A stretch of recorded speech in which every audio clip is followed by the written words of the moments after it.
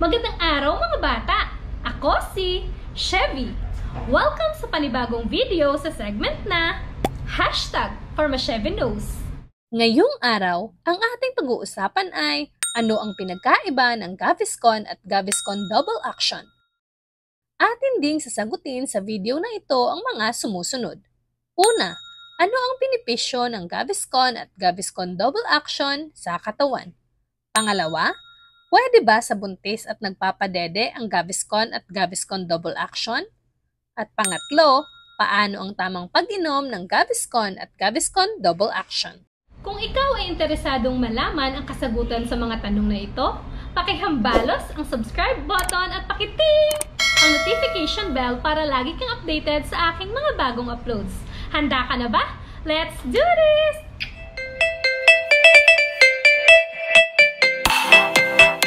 Yes! It's me!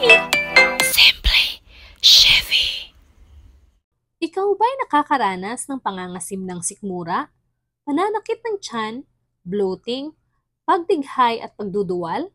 Iyan ay mga sintomas ng hyperacidity. Bago pa man natin alamin ang pinagkaiba ng Gaviscon sa Gaviscon Double Action at paano umeepekto ang mga ito upang maibsan ang mga sintomas ng hyperacidity, alamin muna natin kung ano ang hyperacidity, ano ang dahilan ng pagdanas nito, at ano ang sintomas at home remedy upang maiwasan ang pagdanas ng hyperacidity. Ang acid reflux o mas kilala bilang hyperacidity ay isang kondisyon ng excess production o secretion ng hydrochloric acid mula sa ating parietal cells sa tiyan. Ang ating tiyan ay normal na nagpuproduce ng hydrochloric acid at mucosal defense na pangdepensa sa masamang epekto ng hydrochloric acid. Ang hyperacidity ay isang kondisyon na resulta ng pagkakaroon ng hindi balansing dami ng hydrochloric acid na pinuproduce ng ating tiyan kumpara sa dami ng mucosal defense na napuproduce. Ang hydrochloric acid ay kailangan ng ating tiyan para sa digestion at pag-breakdown ng proteins para ma-absorb sa small intestine. Kailangan din ito upang depensa sa microorganisms tulad ng bacteria at viruses na maaaring pumasok sa ating tiyan kasabay ng pagkain. Ang hydrochloric acid ay isang strong acid. Kung gaano ito kalakas, mas malakas pa ito sa muriatic acid. Ang muriatic acid ay isang hydrochloric acid na may impurities. Ang hydrochloric acid na pinuproduce sa ating tiyan ay pure. Kaya mas mahina ang epekto ng muriatic acid kisa sa hydrochloric acid na pinuproduce ng ating tiyan. Ito ang 24-hour graph kung anong oras nagre-release ng hydrochloric acid ang ating tiyan. Tumataas ang hydrochloric acid secretion tuwing tayo ay kumakain upang tumulong sa digestion. Inyong pansinin na tumataas din ang secretion ng hydrochloric acid sa gabi habang tayo ay tulog. Kaya, sa tanong na alam ba ng iyong tiyan na gabi na? Ang sagot ay oo. Ito ay dahil sa circadian rhythm. Ang ating katawan ay may normal na body clock na ang purpose ay isikret ang mga enzymes at hormones sa tamang oras. Ang hydrochloric acid secretion ay nagpipik o mas pinakamarami sa gabi around 10 p.m. hanggang 2 a.m. Kaya, ang acid reflux ay pinaka-common na maranasan tuwing gabi at sa umaga before breakfast. Lalong tumataas ang acid secretion kapag mas marami sa normal ang ating kinakain sa gabi. Idagdag mo pa ang pagkain ng very late na sa gabi. Kaya, kapag sinabihan ka ng nanay mo na huwag kumain ng marami kasi gabi na, huwag ka nang sumagot na, alam ba ng tiyan ko na gabi na? Dahil alam na alam ng tiyan mo na gabi na. Wala ka ng palusot! Para maiwasan ang hyperacidity na nararanasan sa gabi, kumain ng hapunan on or before 6 p.m. Huwag nang kumain kapag patulog na at huwag mag-overeating sa gabi. Ang ating tiyan ay resistant sa epekto ng hydrochloric acid dahil sa mucosal defense na ating napuproduce. Pinoproteksyonan ng mucosal defense ang lining ng ating tiyan o ng ating stomach para hindi ma-irritate o masunog ng hydrochloric acid. Kapag hindi balanse o mas marami ang napuproduce na hydrochloric acid kumpara sa protective mucosal defense, ikaw ay makakaranas ng hyperacidity. Ngayong alam na natin na ang hyperacidity ay nararanasan kapag mas marami ang secretion ng hydrochloric acid kaysa sa mucosal defense, atin namang alamin ano nga ba ang mga dahilan kung bakit nagsisecrete ng mas maraming hydrochloric acid ang ating tiyan. Ito ang mga gawain at pagkaing nagtitrigger sa pag-secrete ng mas maraming hydrochloric acid kaysa sa mucosal defense. Palagi ang pag-inom ng kape, soft drinks at pagkain ng mga junk foods. Palagi ang pagkain ng mga maaanghang na pagkain at mamantikang pagkain. Irregular eating habits or hindi pagkain sa tamang oras. Excessive fasting at starving. Paninigarilyo at pag-inom. Stress at pagkakaroon ng sakit na ulcer, GERD at stomach cancer.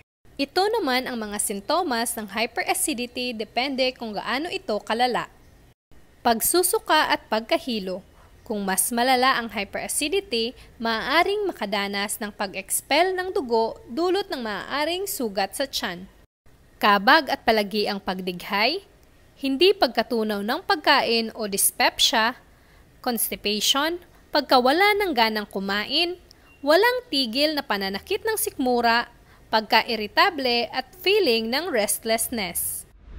Ngayong alam na natin ang mga dahilan at sintomas ng pagdanas ng hyperacidity, alamin naman natin kung ano nga ba ang mga home remedies upang maiwasan ang hyperacidity at ma-alleviate ang mga sintomas nito.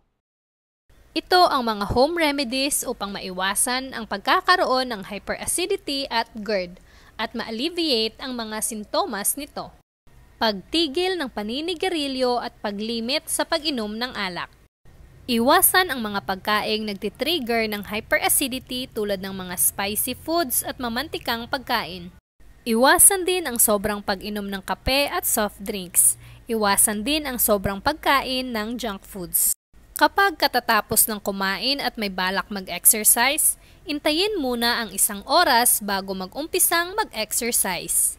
I-manage ang inyong timbang at stress. Maaaring mag-yoga at mag-meditation para ma-manage ang stress. Magsuot ng maluluwang na damit. Huwag ang tight na damit lalo na sa belly area. Kumain sa tamang oras at huwag magpapalipas ng gutom. Huwag kumain ng madami lalong-lalo na sa gabi. Matulog ng naka-inclined ang ulo at balikat.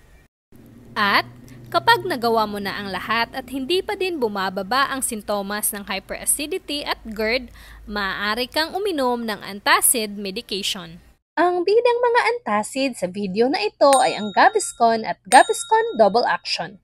Kung ikaw ay interesado sa epekto ng iba pang antacid tulad ng sodium bicarbonate at calcium carbonate, panuurin lamang sa video na ito. Ang Gaviscon at Gaviscon Double Action ay parehong mga antacid o gamot laban sa hyperacidity. Pareho silang gawa ng manufacturer at distributor na Reckitt Benckiser.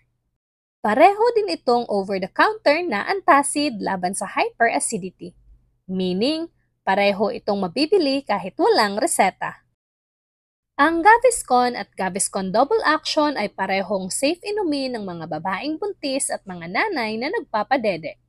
Ngunit, kung maselan ang iyong pagbubuntis, maanong ipaalam muna sa doktor bago uminom ng mga gamot na ito. Available ang Gaviscon at Gaviscon Double Action sa peppermint flavor lamang.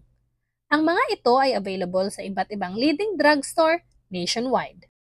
Magkapareho din ang laman na active ingredients ng Gaviscon at Gaviscon Double Action na mga sodium alginate, sodium bicarbonate at calcium carbonate. Ang pinagkaiba lang ng dalawa ay ang dosage o ang milligram content ng mga active ingredients ng dalawa. Ang Gaviscon ay naglalaman ng 500 mg na sodium alginate, 267 mg na sodium bicarbonate, at 160 mg na calcium carbonate. Samantala, ang Gaviscon Double Action naman ay naglalaman ng 500 mg na sodium alginate, 213 mg na sodium bicarbonate, at 325 mg na calcium carbonate. Dahil mas maraming calcium carbonate ang laman ng Gaviscon Double Action, mas mabilis at mas malakas ang epekto nito sa pag-neutralize ng acid sa tiyan. Kaya, recommended ito kung mas malala ang mga sintomas ng hyperacidity na iyong nararanasan. Ang pangalawang pinagkaiba ng dalawa ay ang mga presyo nito. Ang Gaviscon ay mabibili sa presyong 30 pesos. Ang Gaviscon Double Action naman ay mabibili sa presyong 40 pesos. Dahil magkapareho lang ang mga laman na active ingredients ng dalawa, pareho din ang mga epekto nito upang maibsan ang mga sintomas ng hyperacidity. At pareho din ang paraan ng pag-inom ng mga ito. Ang Gaviscon at Gaviscon Double Action ay parehong fast-acting ngunit short-term na solusyon lamang sa hyperacidity. Meaning, mabilis itong umepekto, naiibsan ang sintomas ng hyperacidity within minutes ng pag-inom nito. Ngunit, tumatagal lamang ang epekto ng mga 3 to 4 hours. Kaya, ito ay isang short-term na solusyon lamang sa hyperacidity. Ang tatlong active ingredients ng Gaviscon at Gaviscon Double Action ay kayang solusyonan ng mabilis ang hyperacidity. Ating iisa-isahin ang mga epekto ng tatlong active ingredients na ito upang maibsan ang mga sintomas ng hyperacidity. Una, calcium carbonate. Ang calcium carbonate ay isang strong base. Tandaan na ang dahilan ng hyperacidity ay sobra-sobrang secretion ng hydrochloric acid sa tiyan. Ang hydrochloric acid ay isang strong acid. Ang epekto ng calcium carbonate once na-mix ito sa hydrochloric acid sa tiyan ay ninoneutralize nito ang hydrochloric acid at nagiging asin na calcium chloride, tubig at carbon dioxide. Kapag na-neutralize ang acid, maiibsan ang sintomas ng hyperacidity. Pangalawa, sodium bicarbonate. Ang epekto ng sodium bicarbonate ay parehas lamang sa calcium carbonate. Ninoneutralize nito ang hydrochloric acid sa ating tiyan. Ngunit ito ay nagpuproduce ng asin na sodium chloride, gas na carbon dioxide at tubig. Ang sodium bicarbonate ang dahilan ng mabilis na epekto ng Gaviscon at Gaviscon Double Action. Dahil kaya nitong i-neutralize ang hydrochloric acid within several minutes ng pag-inom nito. Pangatlo, sodium alginate. Ang sodium alginate naman ay nagpuproduce ng physical barrier sa ibabaw ng stomach upang pigilan ang mga hydrochloric acid, bile acid at iba pang laman ng tiyan sa pag-akyat nito sa esophagus at daluyan ng hangin. Kaya, naiibsan ang sintomas na pagduduwal at heartburn o pananakit ng dibdib. Ang epekto ng sodium alginate ay tumatagal ng hanggang 3 to 4 hours. Sa kabuuan, ang epekto ng Gaviscon at Gaviscon Double Action ay ninoneutralize ng sodium bicarbonate at calcium carbonate ang stomach acid. Kaya, naiibsan ang mga sintomas na pananakit ng tiyan at pangangasim ng sikmura. Bumubuo naman ng protective raft ang sodium alginate sa ibabaw ng tiyan. Kaya, naiibsan din ang pananakit ng dibdib o heartburn. Ang tatlong kombinasyon ng mga antacid na ito ay isang mabisa, mabilis at panandali ang solusyon sa heartburn at hyperacidity, na ang epekto ay umaabot ng 4 na oras.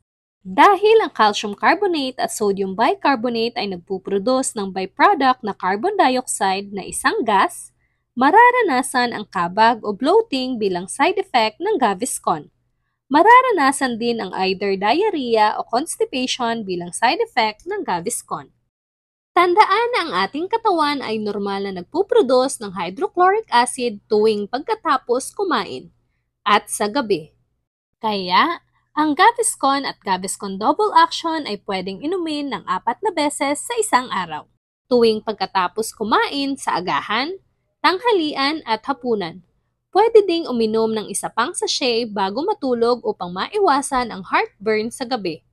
Kailangang inumin ang Gaviscon at Gaviscon Double Action ng may laman ng tiyan upang maibsan ang hyperacidity kasabay ng pagsikret ng ating tiyan ng hydrochloric acid pagkatapos nating kumain.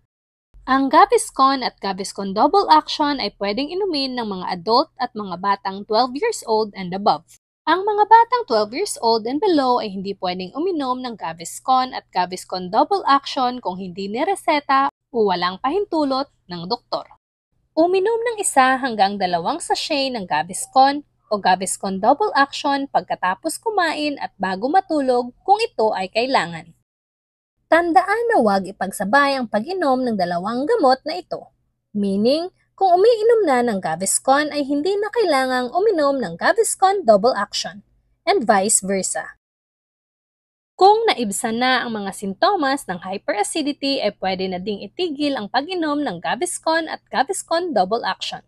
Ang Gaviscon at Gaviscon Double Action ay pwedeng inumin ng mga babaeng buntis at mga nanay na nagpapadede. Ngunit, kung maselan ang iyong pagbubuntis, ipaalam muna sa doktor bago uminom ng Gaviscon Double Action at Gaviscon. Pwedeng uminom ng Gaviscon at Gaviscon Double Action araw-araw hanggang 1 week. Ngunit, kung hindi pa din naiibsan ang mga sintomas ng hyperacidity, magpakonsulta na kaagad sa doktor dahil maaaring nakakaranas ka ng ibang underlying na sakit. Mahalagang paalala!